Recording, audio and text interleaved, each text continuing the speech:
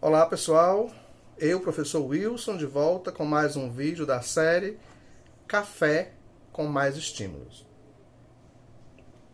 Hoje a gente conversa sobre epilepsia, uma condição neurológica caracterizada pela predisposição contínua em gerar crises epilépticas, que traz aí como consequência prejuízos neurobiológicos, cognitivos, psicossocial e social. E aí uma condição presente em muitos quadros de autismo, que a gente tem um outro discurso aí de algumas questões medicamentosas importantes na atualidade.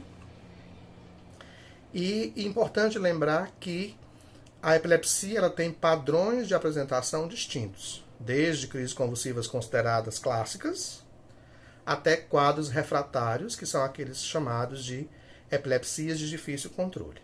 Então, para o quadro de epilepsia, que é ser diagnosticado, requer a recorrência aí de pelo menos uma crise convulsiva ou a possibilidade de recorrência dessa crise.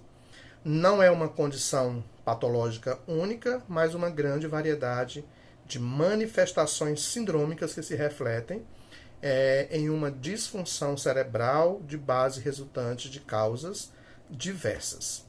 As crises epilépticas são ocorrências transitórias de sinais ou sintomas que podem se justificar devido a uma anormalidade na atividade neuronal síncrona e excessiva.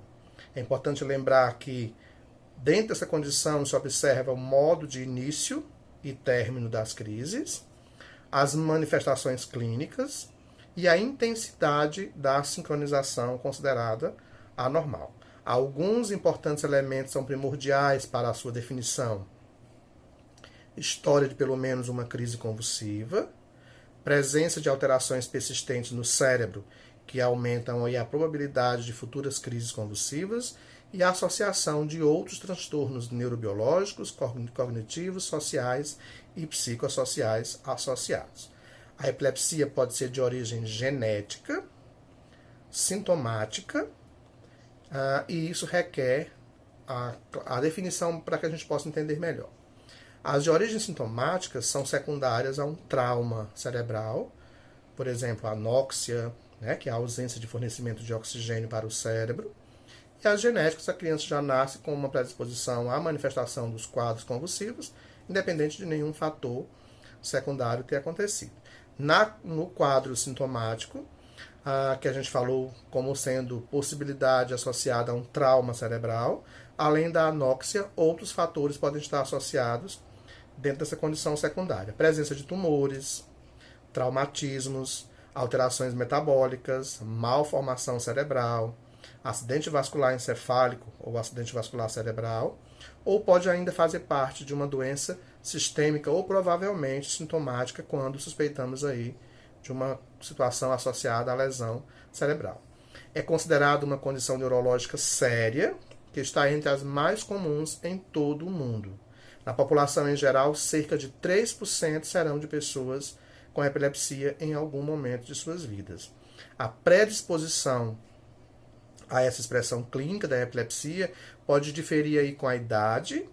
Logo nesse caso aí, crianças e adolescentes, principalmente no primeiro ano de vida, são muito mais vulneráveis, e com o decréscimo na vida adulta vai acontecendo aí algumas situações que podem ser melhor observadas. A incidência da epilepsia na população varia de 0,5 a 1,5, a 1,5%, sendo muito superior essa prevalência, essa incidência, em países em fase de desenvolvimento. Porém, a taxa de epilepsia ativa é mais alta nas classes econômicas menos favorecidas.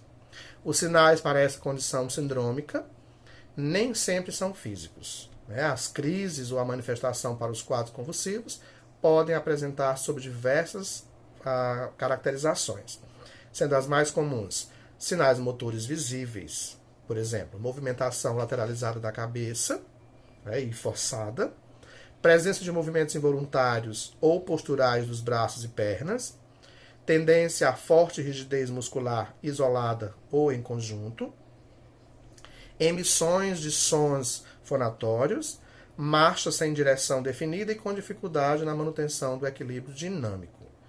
Os sintomas sensoriais com marcante alteração, presença de alucinação auditiva em alguns casos, em virtude de alterações sensoriais, alucinações visuais em alguns casos, também de ordem olfatória, gustativa e queixas de vertigens, tonturas em alguns casos. Sinais e sintomas autonômicos: palidez, sensação epigástrica, sudorese excessiva, dilatação da pupila, né? Enrubescimento, a pessoa fica com a face avermelhada, pode ser um sinal aí autonômico. Sintomas psíquicos associados: alterações afetivas de significado muito particular, como sensação de medo ou de raiva, estados de sonho, distorção do tempo, desorientação espacial e temporal, sensação de que já esteve em algum lugar previamente ou não, pode ser aí os sintomas psíquicos presentes nos quadros de pacientes com epilepsia. As epilepsias podem ser parciais, focais ou generalizadas, né? Elas podem ser as epilepsias generalizadas idiopáticas. As epilepsias podem estar aí dentro de outras condições consideradas sintomáticas, pode ocorrer lesões maiores ou menores, com distribuição difusa na região cerebral. E as idiopáticas pode acontecer aí, por exemplo, na mutação do canal de potássio, canal de sódio ou outras condições associadas que é melhor descrita por um profissional da área médica. É comum na vida adulta, né, algumas comorbidades estarem associadas, comorbidades psiquiátricas associadas aos quadros de epilepsia. Depressão em 30%, transtornos de ansiedade variando de 10% a 25%, quadros de psicose em 2% a 7%, transtornos de personalidade de 1% a 2%. Na infância e na adolescência, as comorbidades mais comuns são TDAH, uma variação de 14% a 28%, transtornos de humor e ansioso de 16% a 31%. Né? Depressão também pode acontecer na infância em até 55% dos casos associados aos quadros depressivos, especialmente porque compromete muitas vezes as questões de ordem social e afetiva. Isso traz aí uma autoestima que merece ser trabalhada desde cedo. Tratamento medicamentoso com drogas anticonvulsivantes pode ser usado na maioria dos quadros de epilepsia. Os primeiros 5 anos de tratamento das crises são fundamentais, porque até 65% dos pacientes com epilepsia de início recente apresentam uma boa resposta ao tratamento medicamentoso. Isso faz uma grande diferença para o seu processo de desenvolvimento global, tá? Então, a epilepsia é muito recorrente, em até 1,5% da população, está presente em todos os espaços, independente de condição social, religiosa, cultural, financeira. É importante que a gente trate com sensibilidade, porque as consequências de ordem afetiva, social, psicossocial e cognitiva podem ser muito grandes se não tratadas. É um quadro que pode ser controlado, dependente da manifestação das crises, e requer de profissionais da saúde e da educação um olhar atencioso e acolhedor para que a pessoa não se sinta ainda mais desconfortável diante das convulsões que podem ser muito recorrentes em alguns casos, tá? Estima-se um percentual de 18% a 30% dos autistas com epilepsia associada, por isso é importante tratar a epilepsia para melhorar a condição funcional da pessoa com autismo, ok?